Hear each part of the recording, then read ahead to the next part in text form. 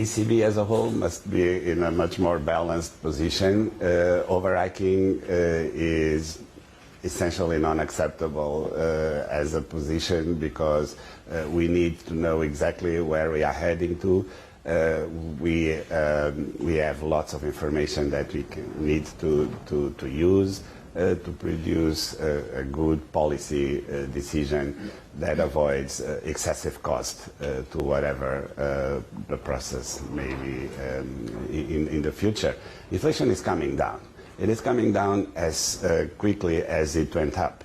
It's really something that we need to acknowledge. We target headline inflation, and this is our main focus. Of course, there are underlying pressures on prices that we must follow and we must monitor, and we are also doing that.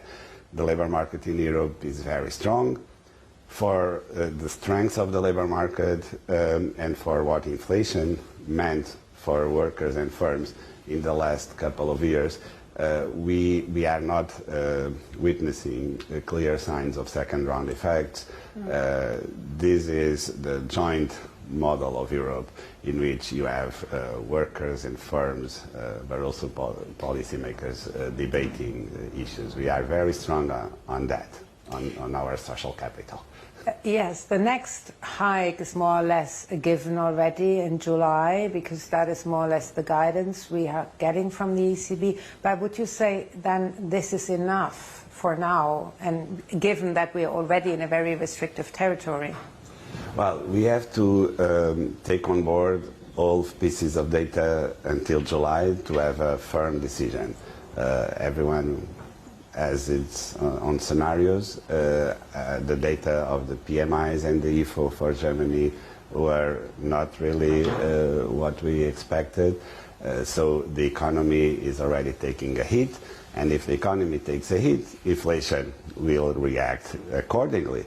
So we need to take everything on board to take a decision. And coming to the end of July, we will see. It is true that in our baseline, we have a projection that stabilizes inflation at close to 2% in 2025. And the market expects a new hike in July, which is already included in our model, in our forecast, which means that this can be seen as a compromise in that sense. But we have to get to the meeting. And producing guidance is very important for central bankers because we manage expectations. That's why I think it's of utmost importance for us after the summer, in September, to be highly predictable about the path of interest rates in the future. We are definitely getting to the terminal point of this process, and what our citizens, firms, households, governments want from us is predictability. Let's work towards that hand. But in your opinion, sorry, pardon. In your opinion, the terminal rate might be reached very soon. That is at least what I can hear from you. That's my opinion. I don't have a number to give you. I actually want to set that in as we decided in the ECB, being data dependent and meeting by meeting. But of course, the process was very short, but very intense. When here, 400 basis points, this is a lot. There's a lag on monetary policy effect. We all know that. It has to do with the term structure of interest rates. It has to do with the time that economic agents take to absorb the decisions of monetary policy. And we expect it to be at least 18 months long, which means that we are not even observing the full impact of the first decisions that we took 1 year ago. This is also something specific to this process, because before, in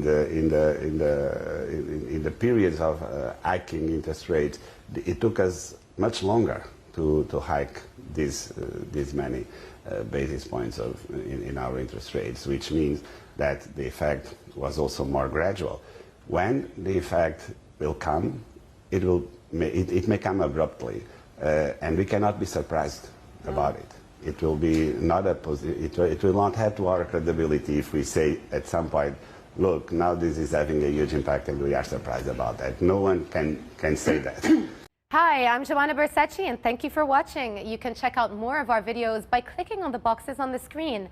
And don't forget to subscribe to our channel for more from CNBC International. Thank you for watching.